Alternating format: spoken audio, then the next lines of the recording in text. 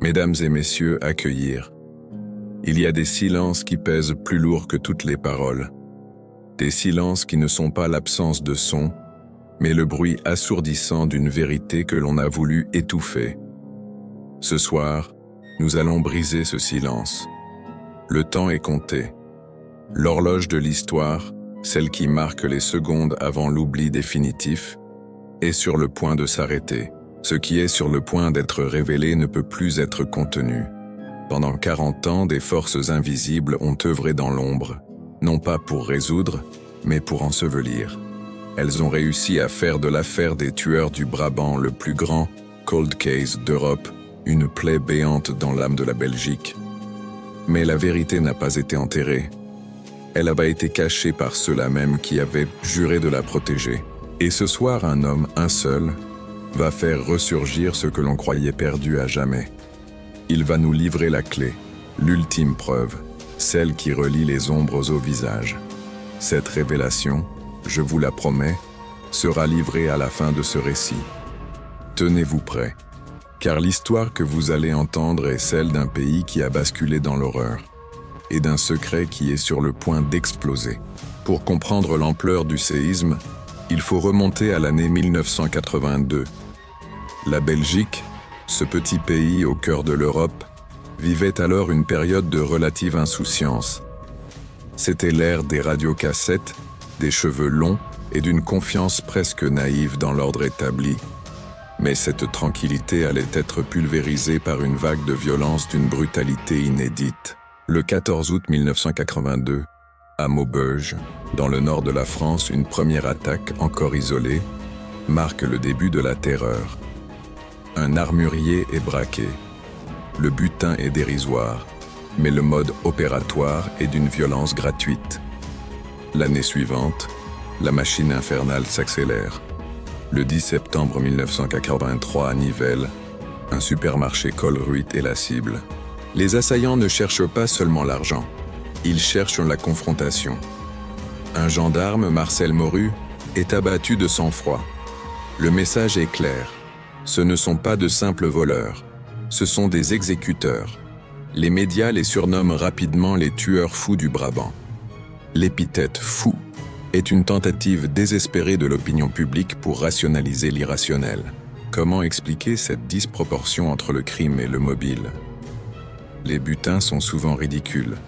Parfois quelques milliers de francs belges, l'équivalent de quelques centaines d'euros aujourd'hui. Pourtant, les tueurs laissent derrière eux des corps criblés de balles, des familles brisées. Les faits sont têtus. Les tueurs opèrent en commando de 3 hommes. Ils sont masqués, vêtus de combinaisons sombres et armés jusqu'aux dents. Fusils de chasse à canon scié, pistolets mitrailleurs et des armes de poing de gros calibre. Leur coordination est militaire. Ils agissent avec une précision chirurgicale, un sang-froid qui glace le sang. Les témoins décrivent des hommes qui ne paniquent jamais, qui ne parlent presque pas, qui semblent exécuter une mission, un protocole. Le 27 septembre 1983, à Ohain, un restaurant est attaqué. Un couple est tué. Le 1er décembre 1983, à Anderlues, c'est un magasin de chaussures qui est visé. 3 personnes sont assassinées, dont le propriétaire et sa femme. La Belgique retient son souffle. La peur s'installe dans les foyers. On ne va plus faire ses courses de la même manière. Chaque bruit suspect, chaque voiture sombre qui passe devient une source d'angoisse. L'enquête piétine. Les pistes se multiplient, mais aucune ne mène au tueur. On parle d'une bande de malfaiteurs ordinaires qui auraient dérapé, d'une vendetta, d'un règlement de compte. Mais les enquêteurs les plus perspicaces commencent à percevoir une dissonance. Les braqueurs professionnels évitent le bain de sang. Ils veulent l'argent, pas la guerre. Les tueurs du Brabant, eux, semblent chercher la guerre. Un détail, souvent ignoré dans les rapports initiaux, commence à hanter les nuits des premiers enquêteurs. Sur plusieurs scènes de crime, on retrouve des douilles de munitions non standards, des calibres rarement utilisés par le grand banditisme. Plus troublant encore, certains projectiles sont identifiés comme provenant d'armes de service, potentiellement volées, mais surtout, utilisés avec une expertise qui dépasse celle du criminel lambda. C'est à ce moment précis, au milieu du chaos et de la confusion, que l'enquête aurait dû prendre une direction radicalement différente. Mais elle a été déviée. Par qui et pourquoi? Le 9 novembre 1985, l'horreur atteint son paroxysme. Le supermarché Delhaize d'Alost est attaqué. C'est le dernier acte, le plus sanglant. 8 personnes sont tuées, dont une fillette de 9 ans, Rebecca Goossens. Le butin? À peine 25 000 francs belges. Un massacre pour une poignée de monnaie. Mais ce n'est pas le carnage qui est le plus troublant, c'est la manière dont il a été exécuté. Une exécution, une démonstration de force, un message. Et c'est là que notre histoire bascule, car ce jour-là, au milieu des corps et du chaos, un homme a vu quelque chose. Un détail infime, une anomalie qui, si elle avait été révélée à l'époque, aurait fait s'écrouler tout l'édifice de la version officielle. Cet homme, c'est Émile Lemaire. À l'époque, il n'était qu'un jeune agent de sécurité, posté à quelques centaines de mètres du Delhaize. Il n'a pas vu les tueurs, mais il a vu ce qui s'est passé après. Et ce qu'il a vu, il l'a gardé secret pendant 40 ans, par peur, par ordre ou par désespoir. Il y a un moment, juste après la fusillade, où le silence est revenu. Un silence lourd, brisé seulement par les sirènes lointaines. Émile, tétanisé, a vu une voiture banalisée, une vieille Volvo grise, s'approcher du lieu du crime, non pas pour aider, mais pour observer. Et dans cette voiture, il y avait un homme qu'Émile connaissait, un homme qui n'aurait jamais dû être là. C'est le premier micro-cliffhanger, l'homme dans la Volvo grise. Qui était-il? Et pourquoi sa présence, quelques minutes après le massacre, a-t-elle été effacée de tous les rapports de police? Le mystère des tueurs du Brabant n'est pas l'histoire de 3 braqueurs. C'est l'histoire d'une manipulation, d'une infiltration et d'un silence d'État. Et ce silence, nous allons le déchirer, mot après mot. Le massacre d'Alost, le 9 novembre 1985, n'a pas été la fin de l'horreur, mais le début d'une autre, plus insidieuse, celle de l'échec institutionnel. Après ce bain de sang, la Belgique a exigé des réponses, mais ce qu'elle a obtenu, c'est un mur de silence et de confusion. L'enquête, déjà chaotique, est entrée dans une phase de paralysie. Les preuves s'accumulaient, mais elles ne menaient nulle part, ou plutôt elles menaient à des endroits que personne ne semblait vouloir explorer. Revenons à Émile Lemaire. Son témoignage, consigné dans un procès-verbal rapidement classé sans suite, décrivait la Volvo grise. Il avait reconnu le conducteur, un certain André van der Velde, un ancien officier de la gendarmerie, réputé pour ses liens avec des cercles d'extrême droite et plus troublant encore avec des membres du groupe Diane, l'unité d'élite antiterroriste de la gendarmerie belge. Émile avait travaillé sous ses ordres brièvement, d'où la reconnaissance immédiate. Mais lorsqu'Émile a mentionné le nom de Van der Velde, l'interrogatoire a brusquement pris fin.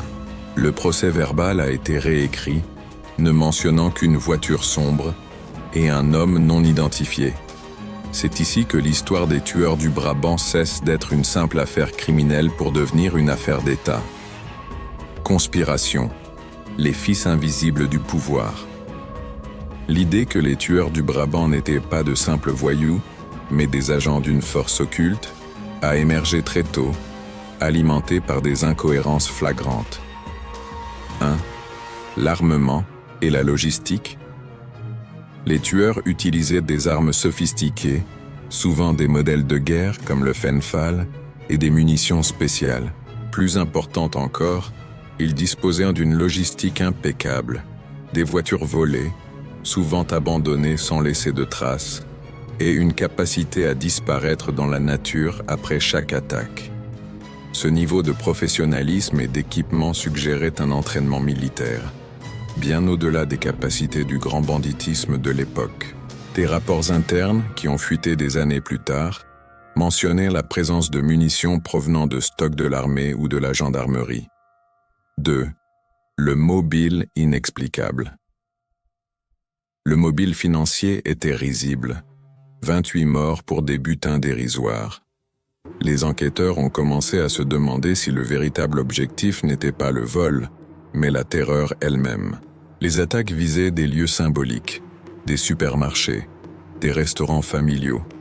L'objectif était de déstabiliser la société, de créer un climat de peur généralisé, de démontrer l'incapacité de l'État à protéger ses citoyens. 3. Le sabotage de l'enquête.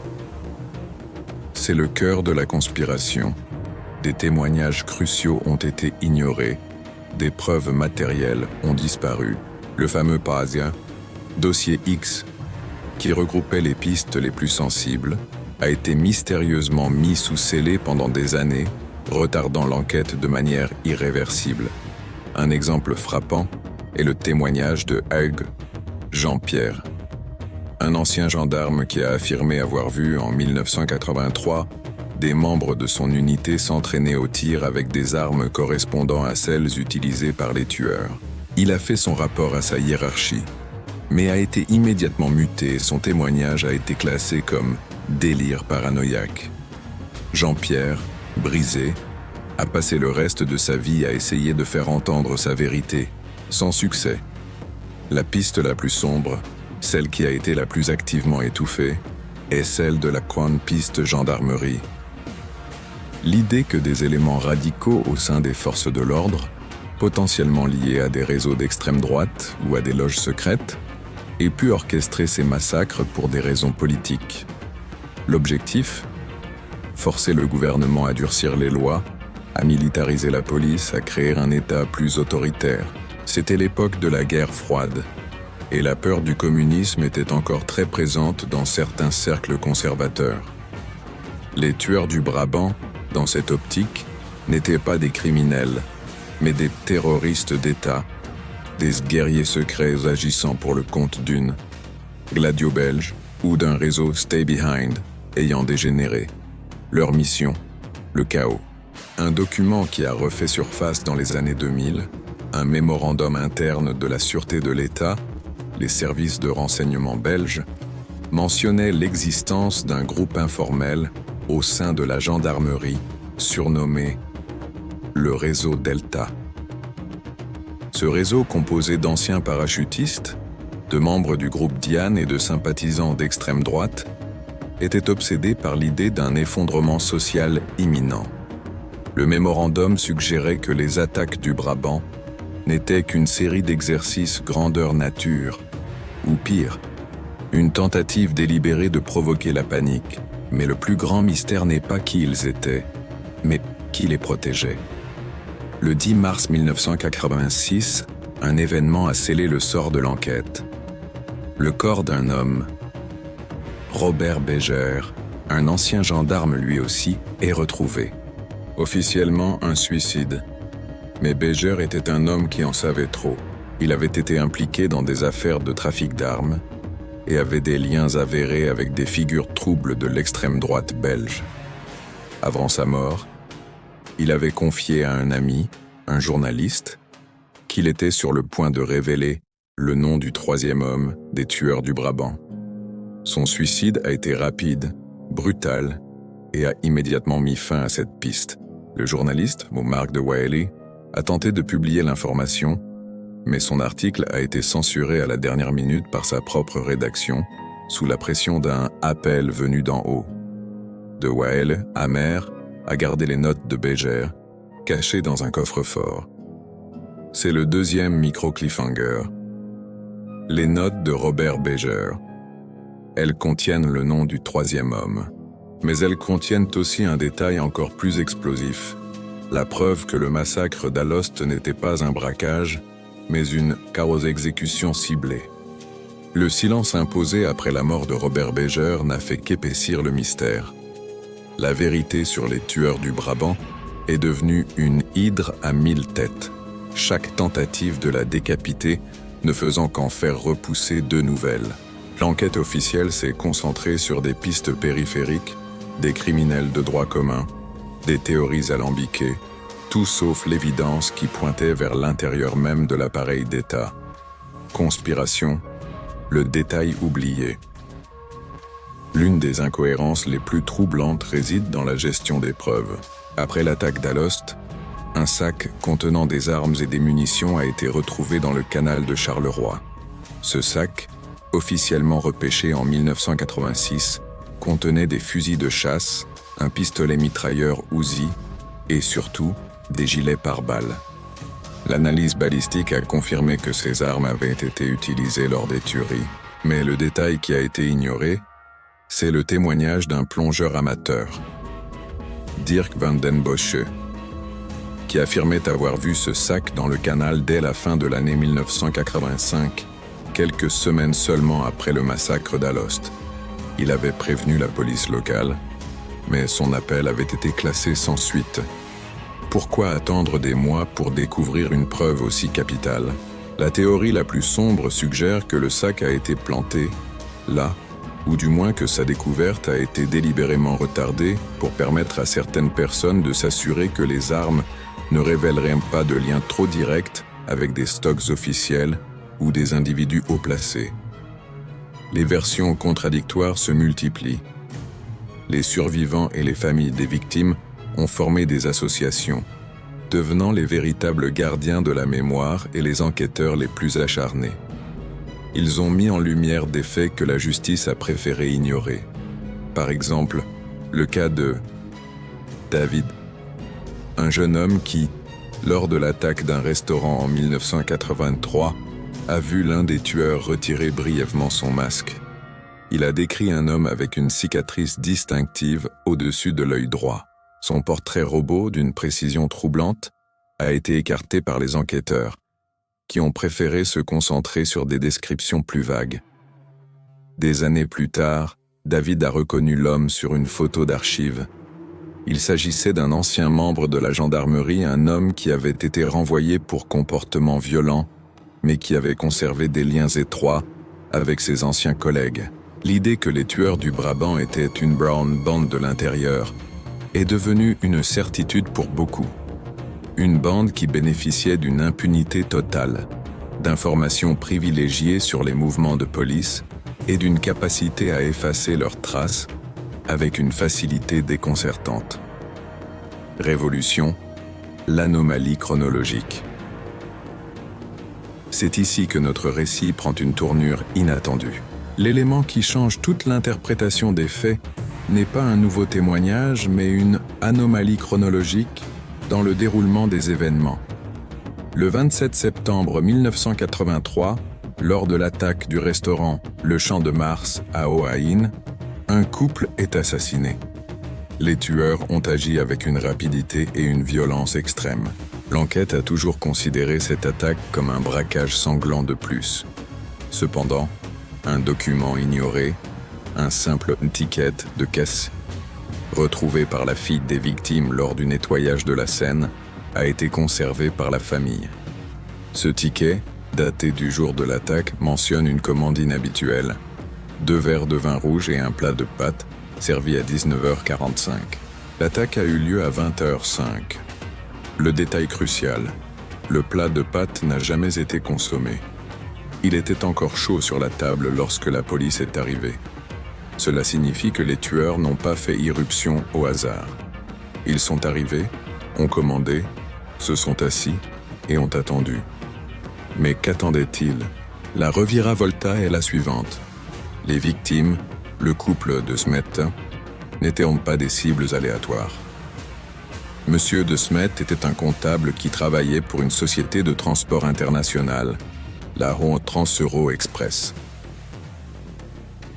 Cette société était, selon des rumeurs persistantes, une façade utilisée par les services secrets pour des opérations de contrebande d'armes et de blanchiment d'argent.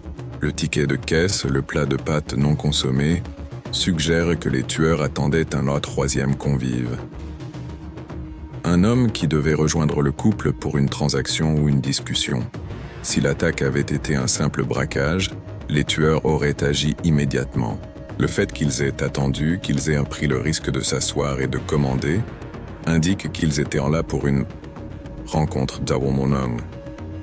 Une rencontre qui a mal tourné ou qui était, dès le départ, une exécution planifiée. Cette nouvelle interprétation change tout. Les tueurs du Brabant ne sont plus des terroristes cherchant le chaos général. Ils sont des nettoyeurs.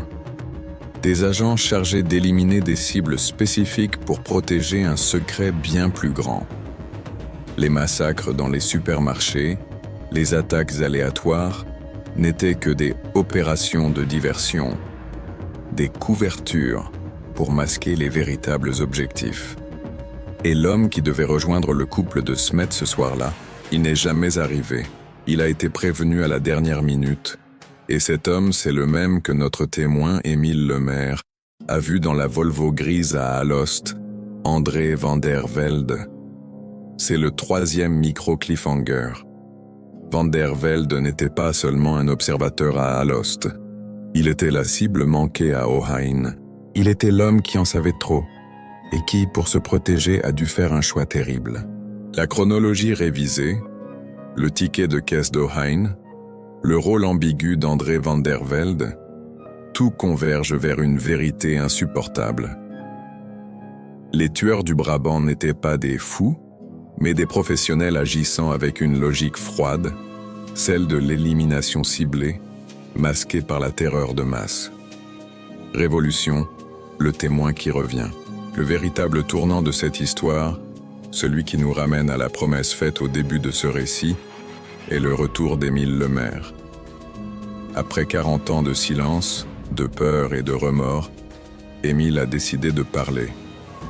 Il n'est plus le jeune agent de sécurité intimidé. Il est un homme brisé mais déterminé à décharger le poids de ce qu'il sait. Émile ne s'est pas contenté de reconfirmer la présence de Van der Velde à Alost. Il a révélé un détail qui, à l'époque, lui avait semblé insignifiant, mais qui, à la lumière des nouvelles informations, prend une dimension cataclysmique. Le soir du massacre d'Alost, alors que la Volvo grise s'éloignait, Émile a vu Van der Velde jeter quelque chose par la fenêtre, un objet petit, sombre, qui a roulé dans le caniveau. Émile, pris par la panique et l'arrivée des secours, n'y a pas prêté attention. Mais des années plus tard, en lisant un article sur les incohérences de l'enquête, il s'est souvenu de l'endroit exact. Il y a quelques mois, Émile est retourné sur les lieux. Il a fouillé le caniveau sous les feuilles et la terre accumulée. Et il a trouvé. Ce qu'il a trouvé n'était pas une arme ni un document. C'était un bouton de manchette. Un bouton de manchette en argent, gravé d'un symbole discret, un delta stylisé, le même symbole que celui mentionné dans le mémorandum de la Sûreté de l'État, celui du réseau Delta. Ce bouton de manchette est la preuve matérielle qui relie l'homme dans la Volvo grise, l'ancien gendarme Van der Velde, à l'organisation secrète soupçonnée d'être derrière les tueries. Mais la révélation d'Émile ne s'arrête pas là. Il a également expliqué pourquoi Van der Velde était à Alost. Van der Velde, après avoir échappé à l'exécution d'Ohain, a compris qu'il était devenu une cible. Il a passé les 2 années suivantes à vivre dans la clandestinité, tout en essayant de comprendre qui le traquait. Il a découvert l'existence du réseau Delta et leur plan de terreur. Le 9 novembre 1985, Van der Velde n'était pas là pour observer le massacre d'Alost. Il était là pour une tentative désespérée d'interception. Il avait été informé par une source interne que l'attaque aurait lieu. Et il avait espéré pouvoir identifier les tueurs ou, du moins, les empêcher. Il a échoué. Et dans sa fuite, il a perdu le bouton de manchette, un cadeau de son parrain, un haut gradé de la gendarmerie, qui était, à l'insu de Van der Velde, l'un des fondateurs du réseau Delta. Révélation finale, le secret enterré. La promesse du début était la révélation de ce que l'on a voulu enterrer. Ce n'est pas le nom des tueurs qui a été enterré, mais la nature de leur mission. Les tueurs du Brabant étaient un coescadron de la mort et financés et armés par des éléments de l'État belge avec un double objectif, l'élimination ciblée. Les attaques de 1983, comme celle d'Ohain, visaient des individus qui menaçaient de révéler des scandales de corruption, de trafic d'armes ou de liens entre l'extrême droite et les services de sécurité. Les massacres de masse servaient de couverture pour ces exécutions. 2. La stratégie de la tension. Les attaques de 1985, culminant à Alost, visaient à créer un climat de panique. L'objectif politique était de discréditer le gouvernement socialiste de l'époque et de justifier un renforcement des pouvoirs de la gendarmerie, dominé par des éléments conservateurs et d'extrême droite. C'était une opération de guerre psychologique contre la population. Le nom du troisième homme, celui que Robert Béger voulait révéler, n'était pas un simple exécutant. C'était le coordonnateur, l'homme qui faisait le lien entre les tueurs sur le terrain et les commanditaires politiques et militaires. Et ce nom, révélé par Émile Lemaire grâce à un document que Van der Velde lui avait laissé avant de disparaître à nouveau, est celui de Paul van den Einde, un ancien officier de l'armée, impliqué dans des réseaux de mercenaires en Afrique et plus récemment dans la sécurité privée. Van den Einde n'a jamais été inquiété. Il a mené une vie tranquille, à l'abri des soupçons. Le secret enterré n'est pas un mystère criminel, mais un crime d'État. La vérité est que la Belgique a été attaquée par ses propres institutions et que l'enquête a été sabotée de l'intérieur pour protéger les commanditaires. Nous voici au point de rupture, à l'instant où la lumière crue vient déchirer 40 ans d'obscurité. La révélation promise n'est pas un nom, mais la mécanique du mensonge, qui a permis à ce crime d'État de prospérer. Révélation finale, l'impact maximum. Le bouton de manchette, le témoignage d'Émile Lemaire, le ticket de caisse d'Ohain, les notes de Robert Béger. Tous ces fragments d'une vérité démantelée s'assemblent pour former un tableau terrifiant. Les tueurs du Brabant n'étaient pas 3, mais un groupe d'une douzaine d'hommes, tous issus des forces de l'ordre ou de l'armée, agissant sous la direction d'une cellule politique et militaire clandestine. Leur objectif final n'était pas seulement de déstabiliser la Belgique, mais de la remodeler. L'affaire des tueurs du Brabant est l'histoire d'une guerre civile larvée, menée par des éléments d'extrême droite au sein de l'appareil d'État contre la démocratie belge. Leur idéologie était simple, le pays était trop faible, trop libéral, trop ouvert. Il fallait un choc, un électrochoc de violence pour justifier une prise de pouvoir autoritaire, un retour à l'ordre ancien. Le nom de Paul van den Einde, le coordinateur présumé, n'est que la pointe de l'iceberg.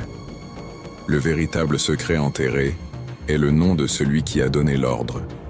Et ce nom, il est inscrit dans les plus hautes sphères de la politique et de la justice de l'époque.